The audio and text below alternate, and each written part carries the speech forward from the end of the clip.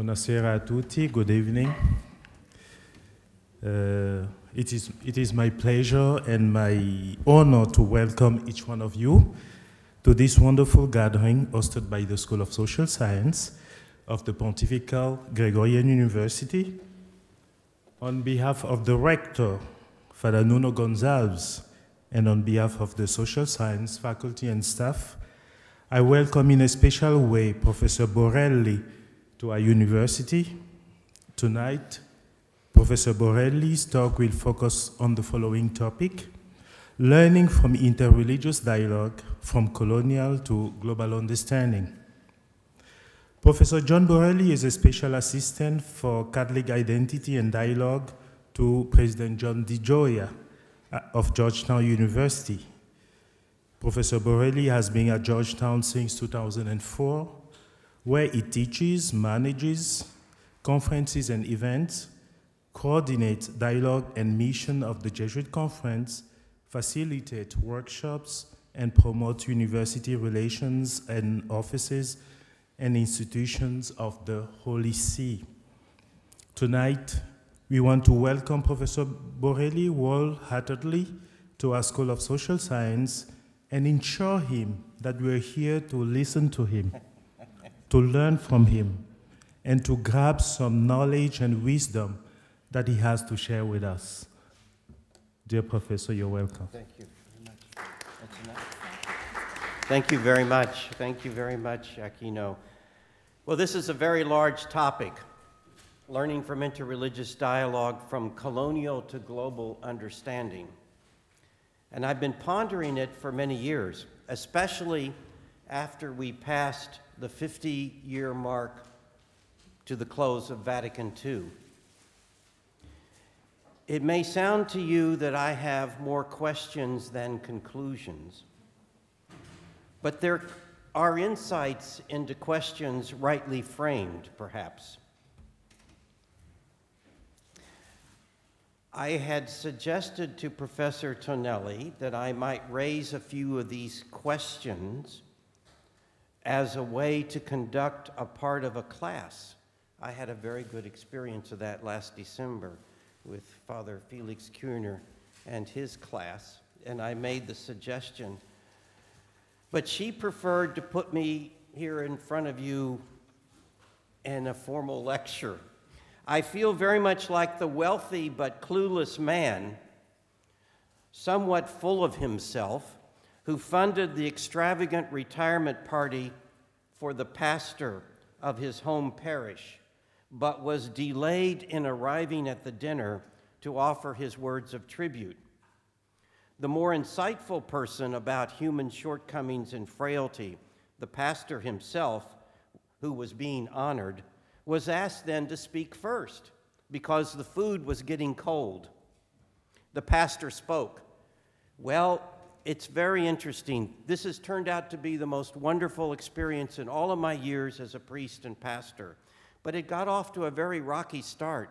I slipped into the parish here 15 years ago on a Saturday, almost unannounced. No one knew it. And so I just went over Saturday afternoon to the confessional and started hearing confessions. The first confession, talk about the sins of the rich. Oh, all the sins that any wealthy person can do, this person did. And I thought, is this the parish I'm in?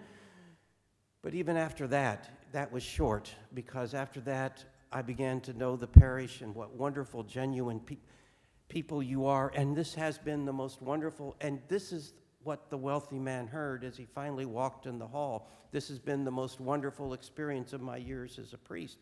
So the wealthy man rushed to the podium and he said, "Oh, I'm so delighted to do this and to welcome you, Father, and to celebrate your years here. You know, I was the first man to go to confession to you." So I hope I'm not as unwittingly embarrassing myself when I offer only these few remarks, as in fact some of you may have already pondered these ideas and have spoken on them. But as we pass through the Jubilee of Vatican II, I became more cognizant of how a North Atlantic orientation has dominated our Catholic understanding of ecumenism and ecumenical dialogue, the dialogue to restore the unity of Christians, both in the formulation of our policy at Vatican II and in its implementation through several considerably successful ecumenical dialogues over the past 5 decades. These dialogues were with other Christian communities in regional and national settings with a variety of churches and ecclesial communities, many of them in Europe and North America. But my opening remarks on ecumenical dialogue will apply by analogy to interreligious dialogue as it comes more in focus after these preliminary remarks on ecumenical dialogue.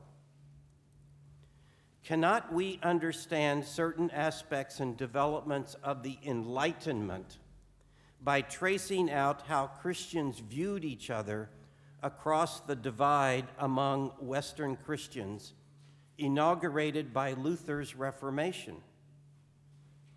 Lutheran scholar Peter Berger, in what was his final book, The Many Altars of Modernity, Toward a Paradigm for Religion in a Pluralistic Age, 2014, summarized that the origins of what we call secularization can be traced to the centuries-long struggle between the Holy Roman Empire and the Holy Apostolic and Catholic Church. He added, quote, "The differentiation became much sharper in the wake of the 16th century schism in Western Christendom, when Protestant princes wrested their national churches away from the authority of Rome.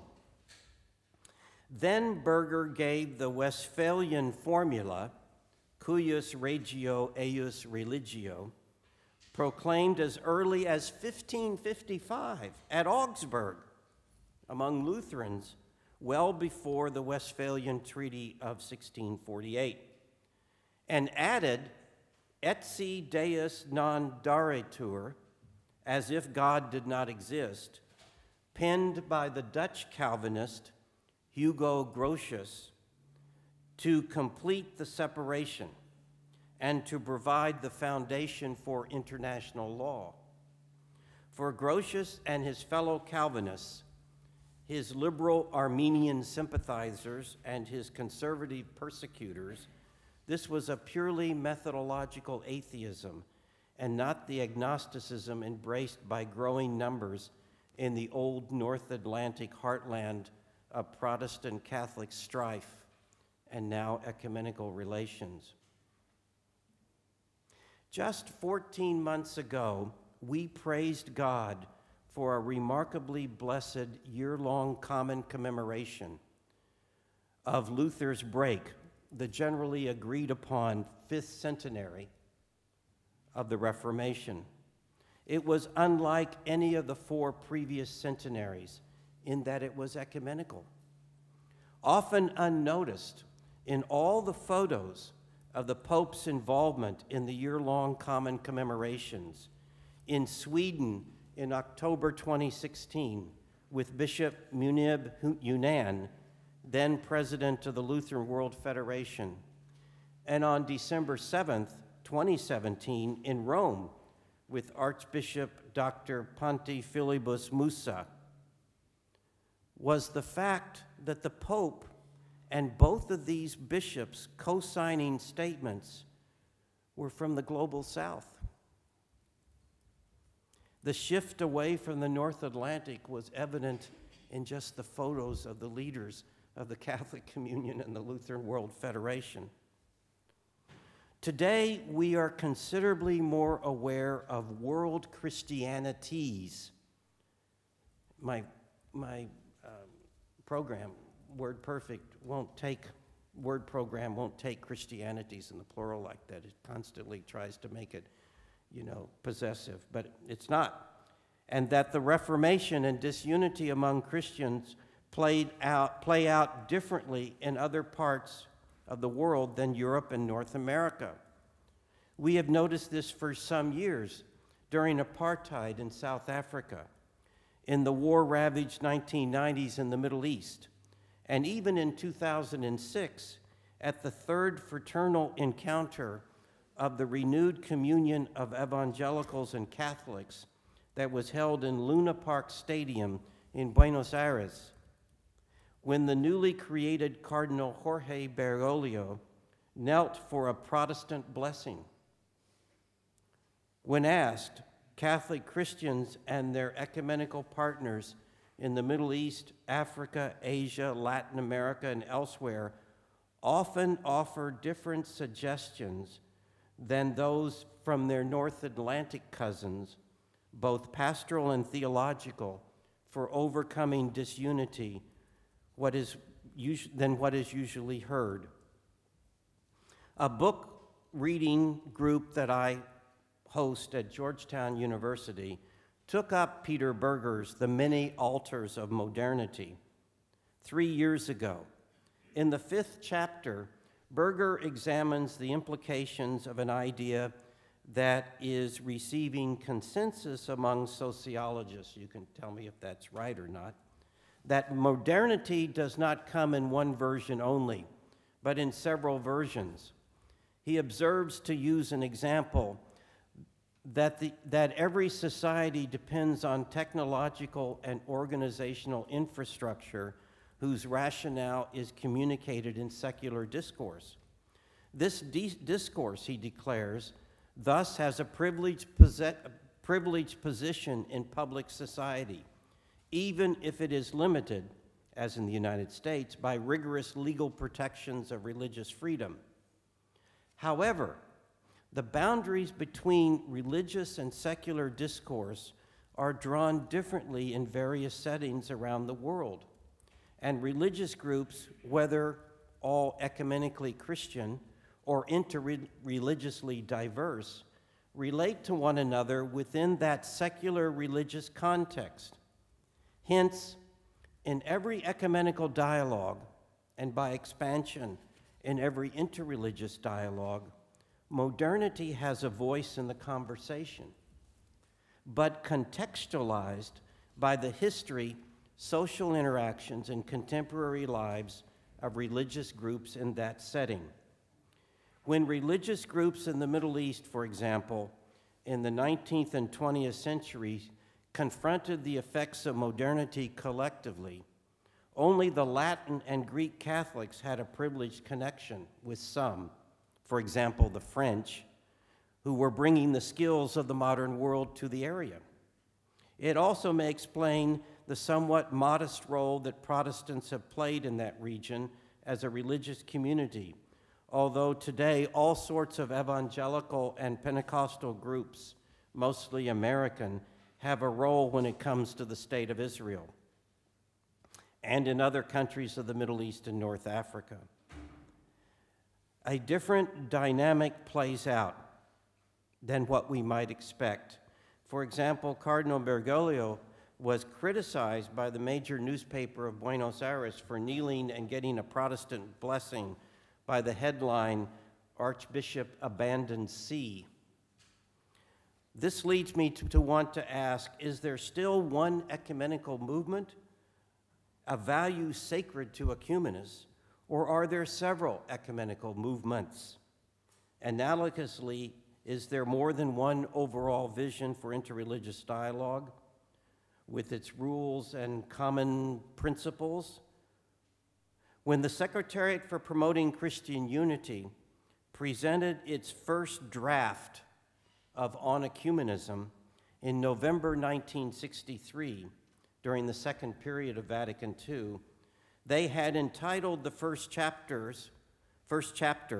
Principles for a Catholic Ecumenism. The Protestant observers especially reacted negatively. No, there is one ecumenical movement. Chapter 1 of the final decree on ecumenism, then, has the title Catholic Principles on Ecumenism. So it was no surprise when I received a rejection when I tried out the suggestion of several ecumenical movements on my friend and one of the oldest hands in ecumenism alive today, Thomas F. Stransky, a Paulist priest, that's an American order, who lived in this Rome, 1960 to 1970, as a founding member of the staff of the Secretariat for Promoting Christian Unity. Stransky only left Rome in 1970 because his fellow Paulists elected him at age 40 to be their president, their minister general. At age 30 in 1960, Monsignor Jan Willebrands invited him on board the newly formed preparatory body for the upcoming council. In September, Stransky will turn 88, and I put the question to him 4 years ago when he could take it more easily. No, he said, there's one ecumenical movement, but many forms. It is a question that almost challenges the church's one foundation. It's one Lord, it's one Spirit, it's essential oneness. Christians worldwide confess that the church is one and holy every Sunday of the year. But is that why the ecumenical movement is to be safeguarded as one? Can the ecumenical movement allow for a diversity of solutions to disunity? For example, one that may work in the Middle East, but not in Rome and Constantinople. Is the root reason for one ecumenical movement not based nobly on ecclesiology, but on the need to control? Dale Irvin, the president and professor of world Christianity at New York Theological Seminary, himself a Baptist, has suggested that there's a new ecumenism afoot in world Christianity. This he contrasts with the older ecumenism, the old ecumenical movement with its roots in the late 19th century and flourishing in the 20th century. Irvin sees the new ecumenism among those churches who have been absent from the ecumenical dialogue: Pentecostals, independent evangelicals, independent Baptists, and so many new churches. And this is imprecise in a way, but the Holy See has had conversations with some of these groups. But the lived experience of the dialogue of life, what Pope Francis calls spiritual accompaniment, has flourished among friendship all over the world. But Irvin's point is that while the churches in the ecumenical movement accommodated to modernity, pass through waves of ideological crises, and are highly structured communions, the churches of the new ecumenism remain critical of modernity, eschew ties that bind their own decision-making, and emphasize unity in the Holy Spirit, even in radically diverse ways in various places. Just as modernity has unfolded diversely among world Christians.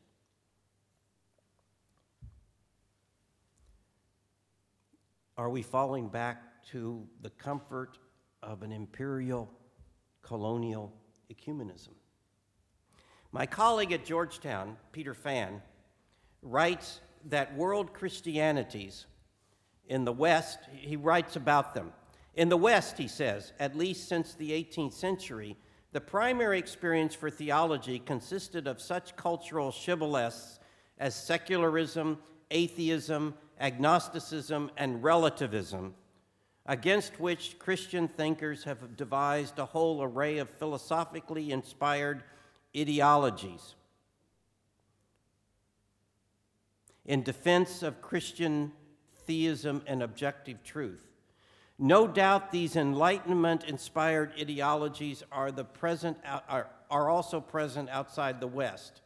But in these non-Western countries, the pervasive reality from which theology arises is not centered on these epistemological and metaphysical issues, but upon massive and dehumanizing material poverty and the destructive legacy of colonialism has been an enormous factor.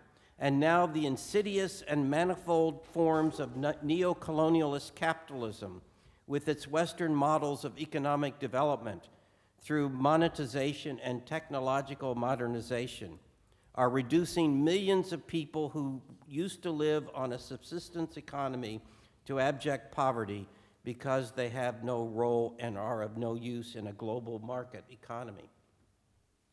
Okay, I leave to more skilled experts in economics and social theory and international relations here present to agree or reject Peter's generalizations of the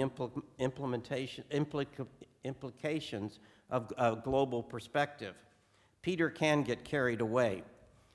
But I take the main point that Catholic Christianity is a world Christianity with far more diverse perspectives on the issues facing the Catholic Church than the dominant North Atlantic perspective.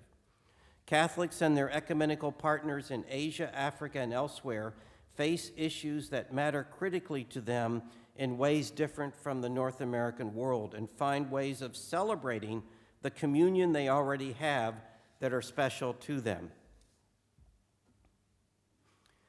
You know, as the council fades more and more into the distance, it becomes more and more remarkable, in my opinion. John O'Malley suggested that it was quite possibly the biggest meeting in the history of the world. If the Chinese government has had a meeting of 2,850 participants since 1965, it could not possibly have been as deliberative as Vatican II was. Its general congregations met over 10 or so weeks a year for 4 years. There were 2.5 years of intense preparations and ongoing commissions deliberations when the council was not meeting in general session. Voting members were actively engaged in deliberation on a massive scale. O'Malley uses these figures for the geographic distribution: 36% from Europe, 34% from the Americas, and 20% from Asia and Oceania, and 10% from Africa. Though a general council of the Church today would be even more diverse geographically, Vatican II was the first global ecumenical council. But there is a difference in being from Africa and being African. There were sizable numbers of European and North Americans among the bishops from places elsewhere than Europe and Canada and the United States. Dutch missionaries and native prelates from Asia and Africa played a role in bringing Nostra Aetate, the Declaration on the Relation of the Church to Non-Christian Religions, to the agenda.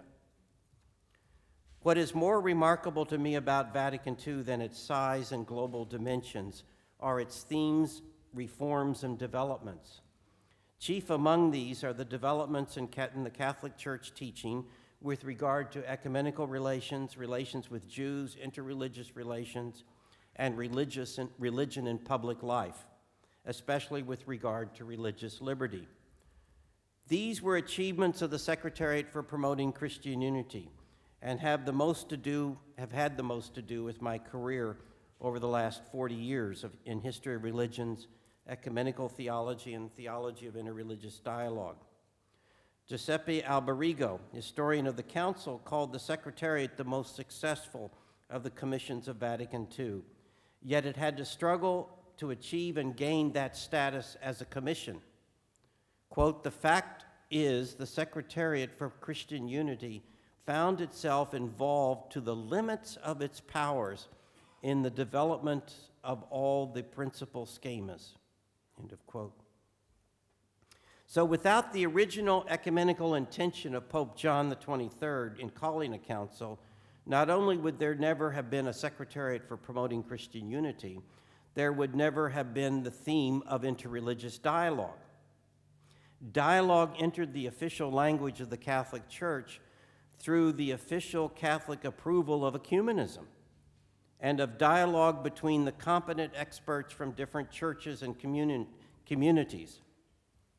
Actually, the first time the term dialogue appeared in a conciliar text was in that first draft of De Ecumenismo, presented to the Council Fathers for deliberations in November 1963. That draft used the neologism, in Latin, dialogus, in 3 forms with regard to relations with other Christians. Stransky said we were very timid, and we had such a wonderful approval that we went back and put the word in 12 times in the final text. That same draft had a 4th and 5th chapter, which were the first drafts of the raw material for the declarations Nostra Aetate and Dignitatis Humanae.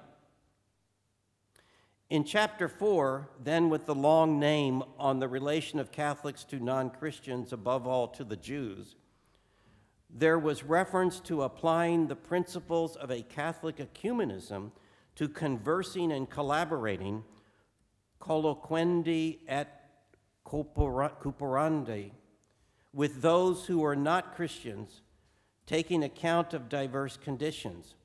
Then in the concluding paragraph of the document, devoted almost entirely on relations with Jews, the text declared that this Holy Synod intends in every way to foster and commend mutual understanding and esteem, which is the fruit of theological studies and fraternal conversations, colloquiis fraternis.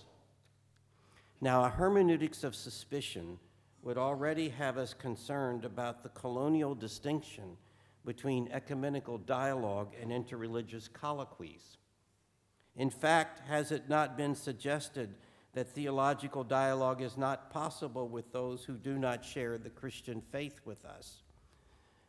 And does not that judgment reflect a particular North Atlantic perspective? Was there not an attempt 10 years ago to combine interreligious with intercultural initiatives? How could we have come 40 years since Nostra Aetate with such a judgment, if not to suppress the suggestions from Asia, Africa, and other parts of the world? The story of the commitment by Vatican II fathers to interreligious dialogue is a remarkable one that I have gradually learned from Father Stransky over the last 13 years. A good number of missionary bishops and their consultors, their periti, came to the council fully intent on updating missionary work and involving the encounter with people of other faiths and the principles for living in the cultures of where they are. But they wanted to do this through the mission text. They expected that to happen. But of course, it's no secret there was a pitched battle between the propaganda of the faith and that commission and the missionary bishops that went on for 3 sessions.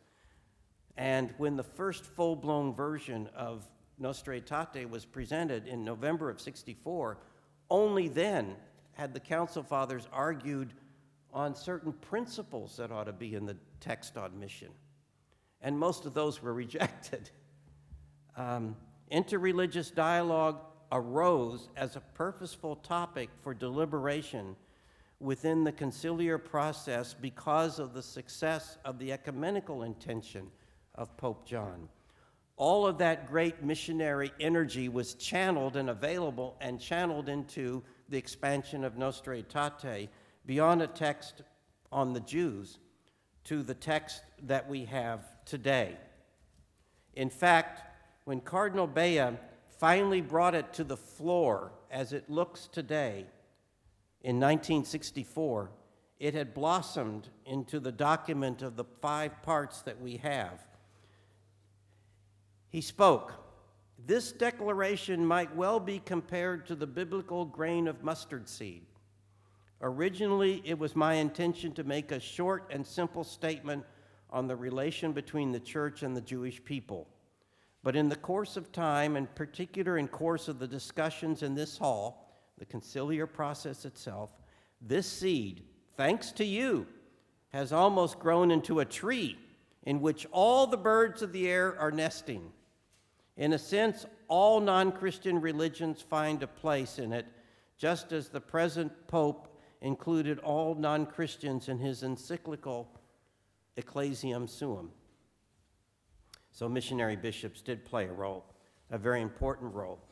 In fact, in the conclave between the first and second periods of the council, while Paul VI was being elected, the Dutch missionaries from East Asia and some Africans were all conspiring. We want our own secretariat. What about all the people we deal with? And so this one Dutchman wrote a letter for Cardinal Tian of Beijing, who was living in Taiwan, to send to the newly elected Paul VI.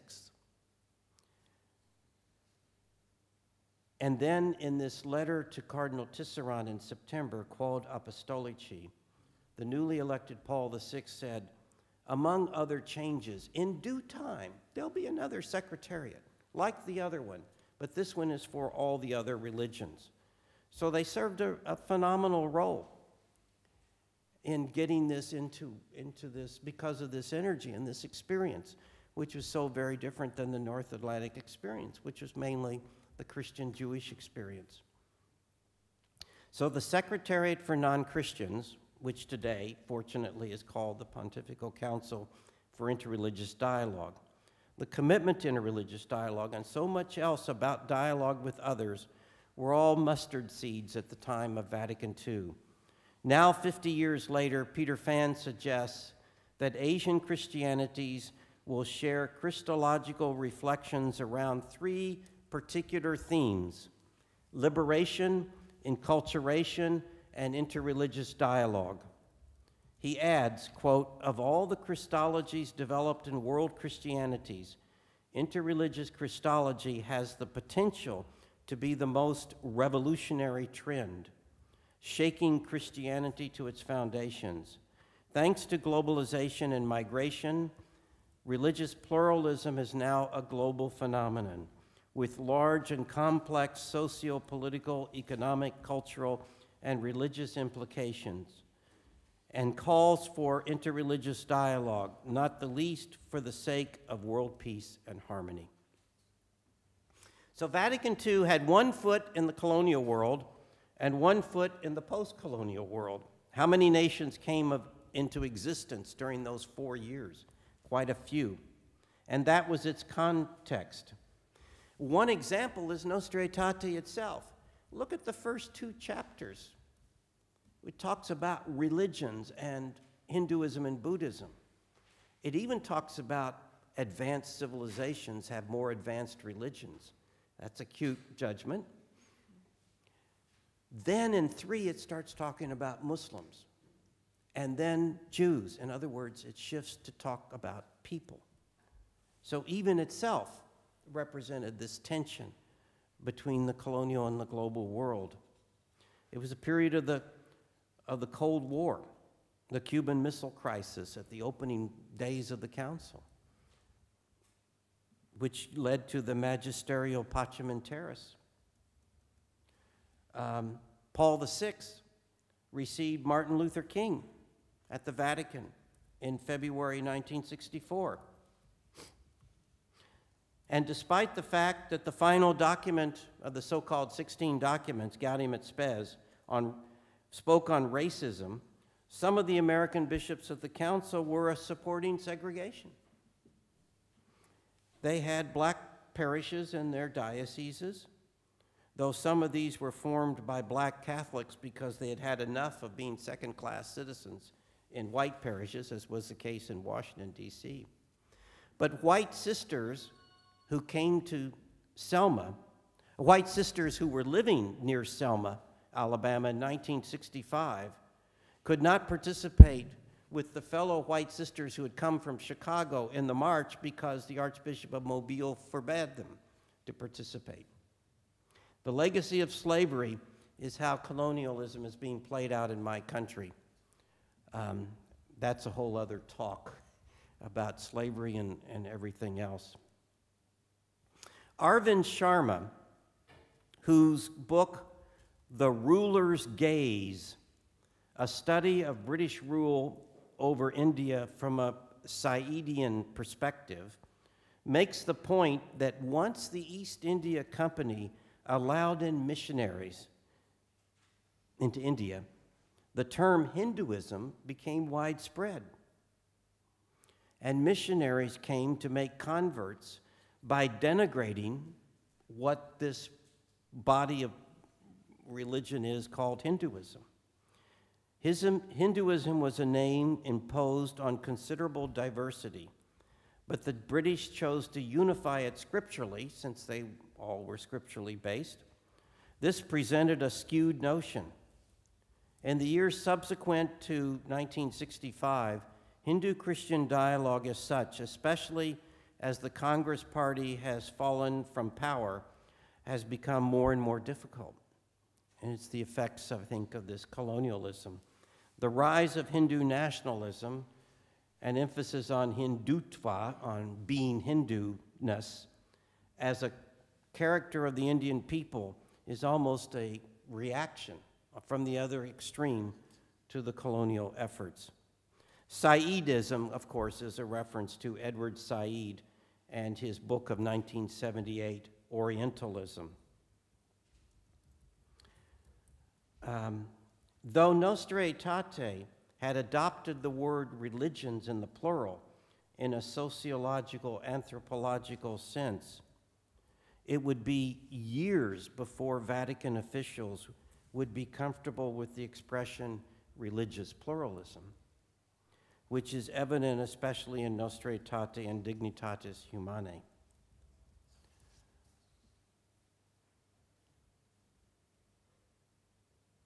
The bulletin, which the Secretariat for Non-Christians started publishing, put the caution out, just share this with trusted priests. Well, once the Buddhists got that in Thailand, they said, of course, this is, it's their secret new approach to missionary efforts. Dialogue, get us in dialogue, and then show us where we're wrong. We're used to that. So, we were very cautious and fumbling as we first went into all of this. You can also find in Nostra Aetate and the documents of Vatican II a certain tension between how religion is understood in the plural as a name we give to these groupings of behaviors and peoples, and religion as an experience.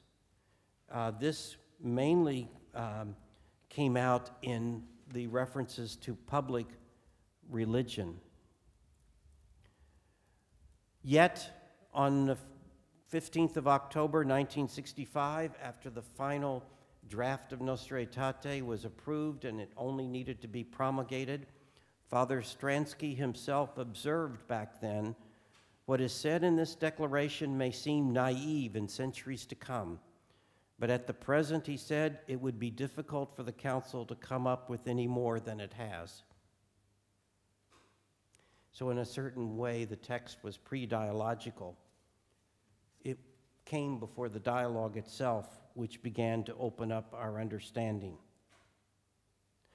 The first time that religion as a term was used in a conciliar text was only at Vatican I in 1870.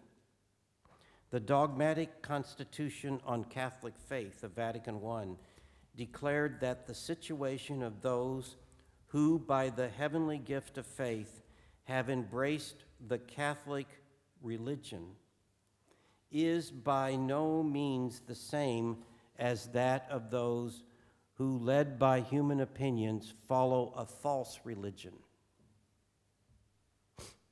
Lumen Gentium uses the expression Christian religion 3 times, and a 4th by implication, and religious both as an adjective and noun several more times. None of these apply to persons other than Christians. That's Lumen Gentium.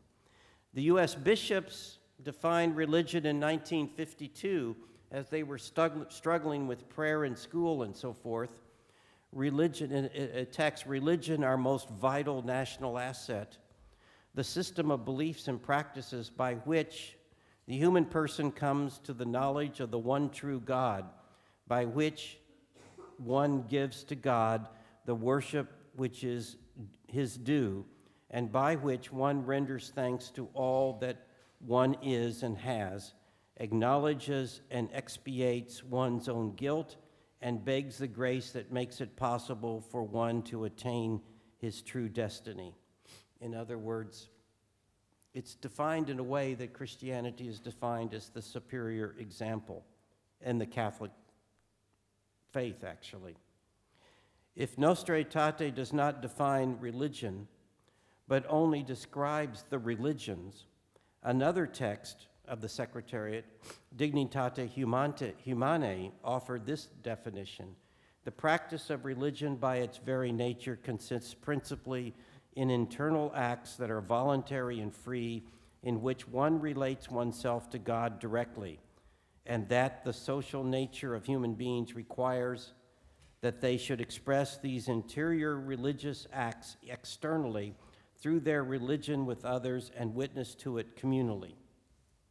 But the one paragraph that is the zinger in Dignitatis Humanae is in the first paragraph, when it says, the one true religion subsists in the Catholic and Apostolic Church.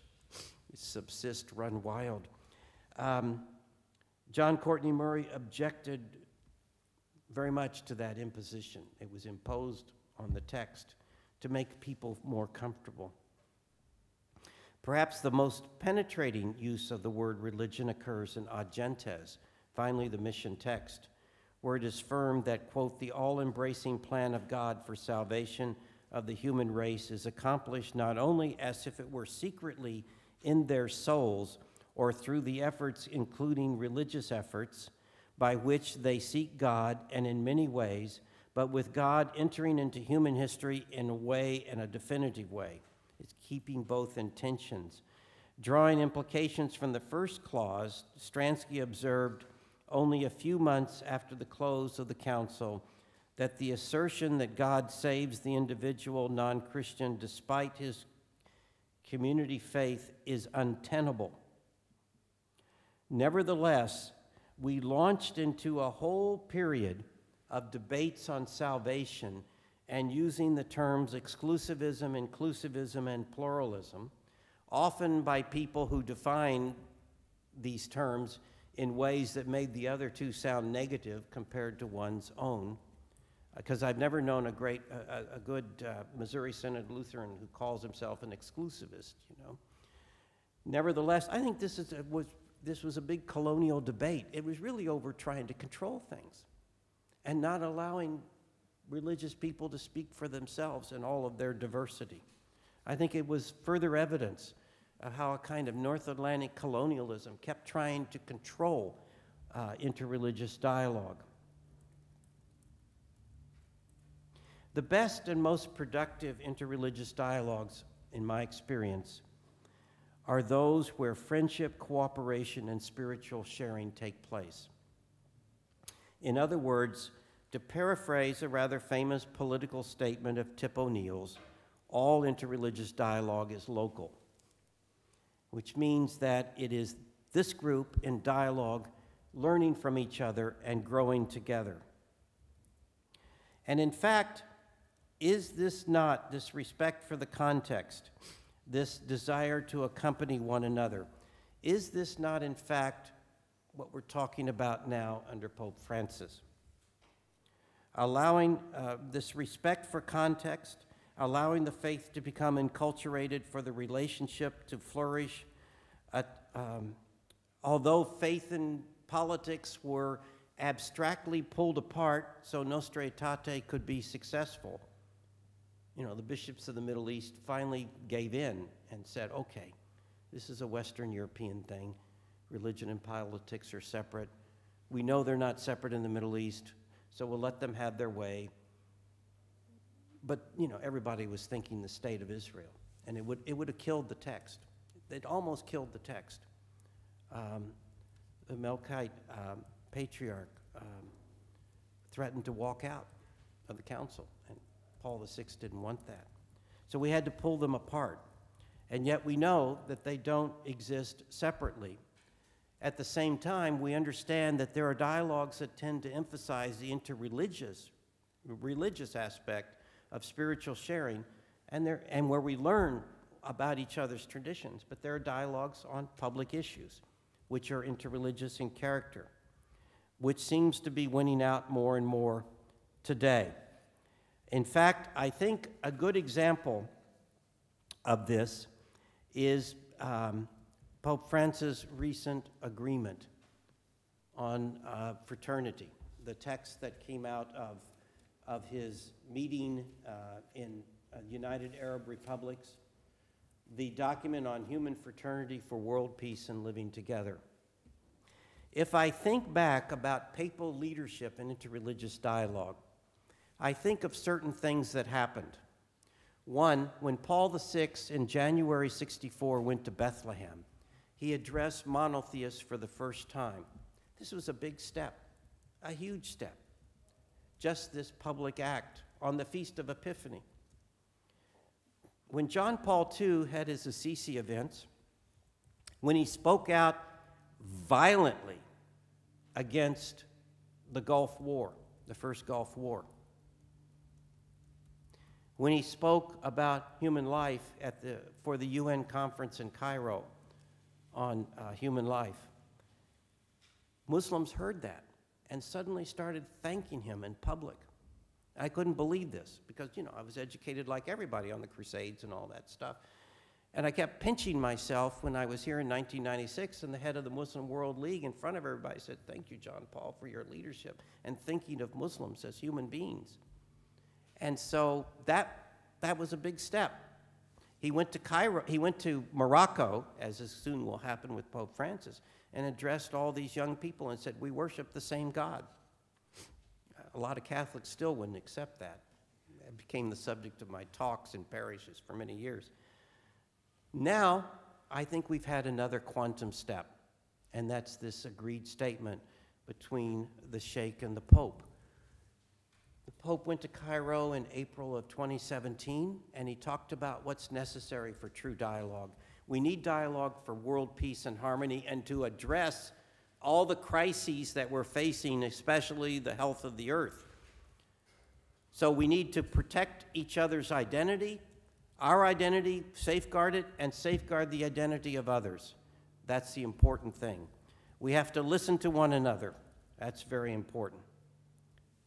So he and the Sheikh in Al-Azhar, where he was speaking at Al-Azhar, stayed in touch, and the result is this document that we have today. The future depends, he said, in Egypt on the duty to respect one another's identity and that of others. So we're not defining others in terms of ourselves. The courage to accept differences, and the sincerity of our intention for dialogue. With the Sheikh, they declared to promote a culture of dialogue, the path of cooperation, and a code of conduct, and reciprocal understanding as a model to be followed. This became then their way of, whatever you may think of this document from Abu Dhabi technically, or what you think it might be lacking, it represents a step forward. We've seen the Pope's speech. We know that he said what he said and interpreted the text in ways that make sense to us in terms of human rights. We've not seen the Sheikh's text, but James Zogby, a Maronite American who runs the Arab American Institute, was there, and he understands Arabic, and he said the Sheikh said the same thing. So maybe at Al-Azhar they have trouble publishing that. But the Sheikh spoke to Muslims worldwide. He spoke to Muslims in the Middle East about their importance to protect Christians, keep them from being persecuted, and then he spoke to Muslims in the West about their important role to obey the laws of their land and to serve as a model community. They spoke about citizenship, not protected minorities. So this is a step forward. So I think this is the shift. This is the shift. It's only been gradual and very hard for us. But maybe I'm wrong that there's more than one ecumenical movement. But there's so much frustration in ecumenism, I don't know if that may not be the case for some solutions. When it comes to interreligious dialogue, I think this accompaniment, this way of accompanying, going when people ask and responding, I think we're into a new era. And we await, I think, as a global church, to allow all the voices in our church to speak to this. So, thank you.